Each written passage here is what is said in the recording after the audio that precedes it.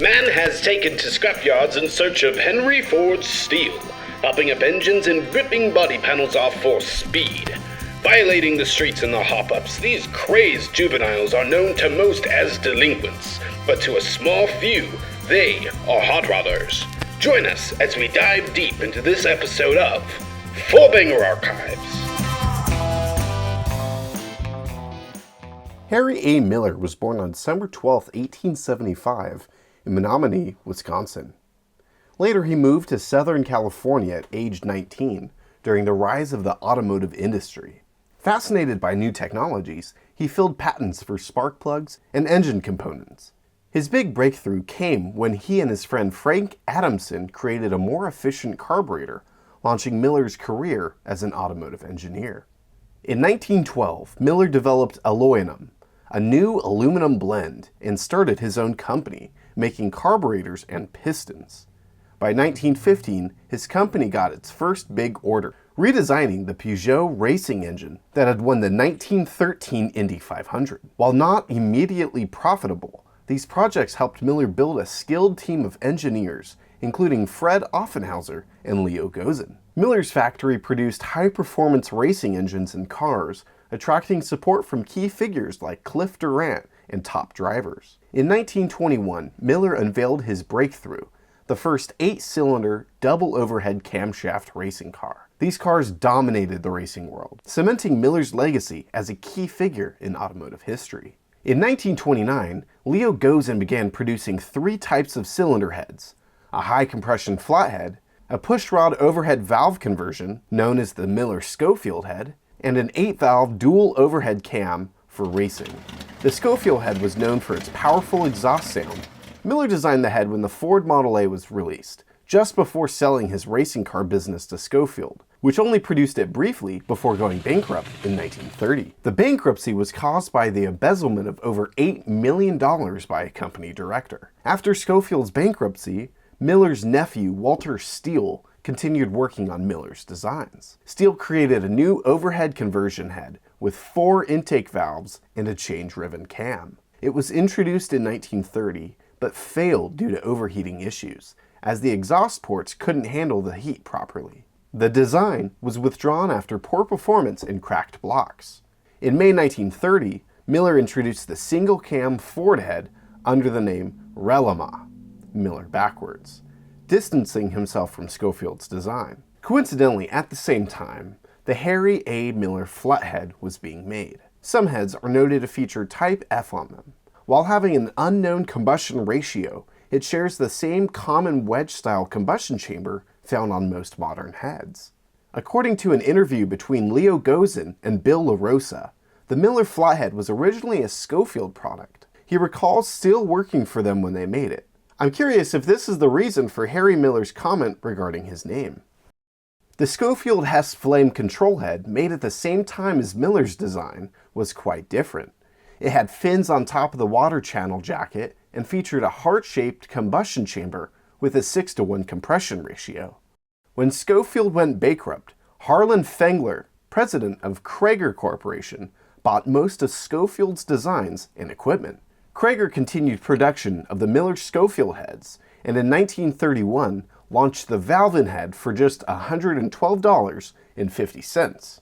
But the Great Depression caused the company to close in 1932. Leo had designed the Cragar dual overhead cam conversion while working with Miller. This head was made of cast iron, had a 14-to-1 compression ratio, and included impressive features like 2-inch intake and exhaust ports, overhead cams, and dual oil pumps. Meanwhile, George Wright, an ex-racer who ran a salvage yard in Bell, California, began collecting speed equipment and eventually turned his business into a speed shop called Bell Auto. He became a go-to expert for local hot rodders. In the early 1930s, Wright teamed up with Gilmore Oil to organize dry lakes events at Muroc, keeping him in tune with the hot rodding community. When Cragar went under in 1932, Wright bought Cragar's remaining parts and tooling. By 1933, Bell Auto was producing heads efficiently, and the business took off. In 1936, George Wright introduced the improved Cragar head for racing, redesigning it with larger intake ports on the driver's side. It had a cross-flow layout with 2 intake ports and 4 exhaust ports. The compression ratio was 8:1 if the engine was stock. A special manifold was created to fit the larger ports and used 2 Winfield DD carburetors. Around 100 improved Cragar heads were sold. There were 4 versions of the Cragar side cover, 2 for the Model A and 2 for the Model B. They came in narrow and wide versions for the flathead or overhead blocks. The Model A flathead version had fins and the Cragar logo, while the Model B were simpler with just fins, or the Cragar name. Cragar also made various intake manifolds, like a log-style dual updraft, a downdraft version for Stromberg carbs, and a more pronounced downdraft for larger Winfield carbs. Some of these had small errors, such as misspelling California. The patterns changed hands a few times and wound up with loose center of Anson Automotive. One of the hot dogs of the 4-banger days, Lou made a lot of banger speed equipment. We'll cover this in a later video. At the top of this list is the improved Cragar head. The Anson kit included a standard 3-bolt Stromberg carburetor intake manifold. The Denver heads were iron heads made from new patterns by Art Inama, based on the Cragar design. They looked similar to the original Cragar heads, but didn't flow as much air. Later, Steve Serr bought the patterns. In 1998, Steve Serr created new patterns for the Miller cylinder head based on Leo Gozen's original 1928 design. The goal was to make a high-performance aluminum head for Model A and B engines that outperformed traditional F-head designs.